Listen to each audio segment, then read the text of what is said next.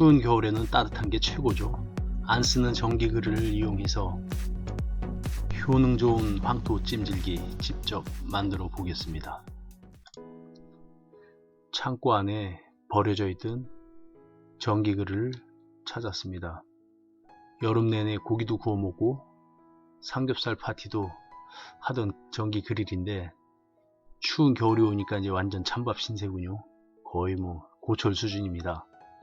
녹도 많이 쓸어있고 사용감도 많고 다행히 심한 고장은 아닌 것 같고 뒤쪽에 전기 쪽도 깨끗한 거 보니까 조금만 손질을 하면 아주 유용한 생황토 발찜질기를 만들 수 있을 것 같아요.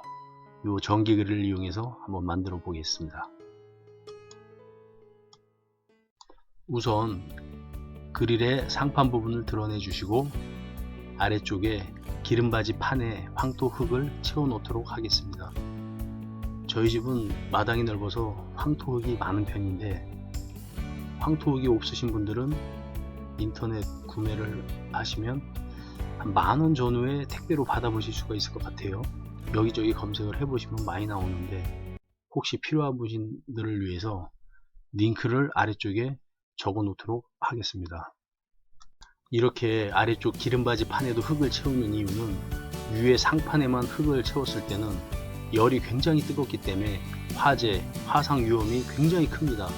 그렇기 때문에 반드시 아래쪽 기름바지 판에도 흙을 이렇게 채워놓고 꼭 사용하시길 권합니다. 아래쪽 기름바지 판에 흙을 채웠으면 이제 그릴의 위 상판 부분에 흙을 꼼꼼하게 채워놓도록 하겠습니다.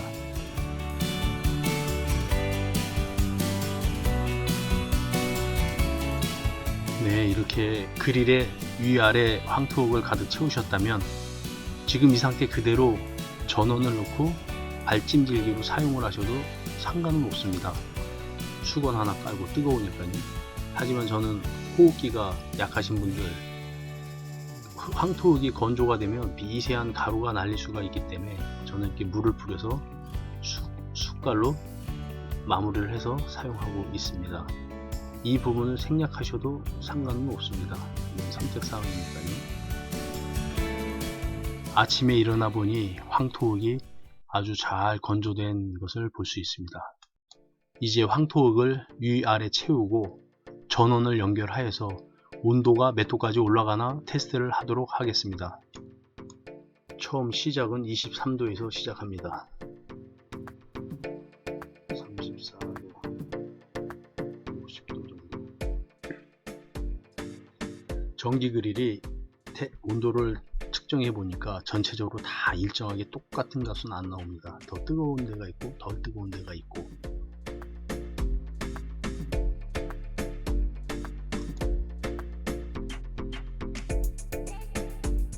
30분, 40분이 경과하니까 100도는 훌쩍 넘어가는군요. 예, 상당히 뜨겁습니다. 손을 대보면 후끈후끈합니다.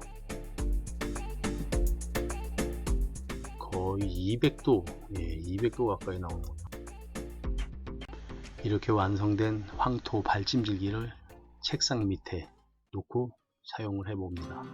유난히 추위를 많이 타는 저희 집사람이 가장 좋아합니다. 생황토 발찜질기. 컨디션 안 좋을 때 아침 저녁으로 감기 몸살 기운이 살짝 있을 때 항상 이용하는 찜질기입니다. 이 그릴이 1부터 10까지 온도 조절 레벨이 있는데 2 이상 넘어가면 발이 뜨거워서 올리질 못해요. 그러니까 최하로 1로 맞춰 놓고 씁니다. 그래도 온도는 거의 뭐 37도, 발 얹어 놓으면 뜨끈뜨끈한 느낌이죠. 아주 좋습니다. 완성된 생황토 발찜질기 어떤가요? 집에 안 쓰는 중고 그릴이 없다면 요즘 중고나라 같은 곳에서 만원, 2만원대면 중고로 살 수가 있는 것 같아요. 예, 한번 만들어 보시길 권합니다. 감사합니다.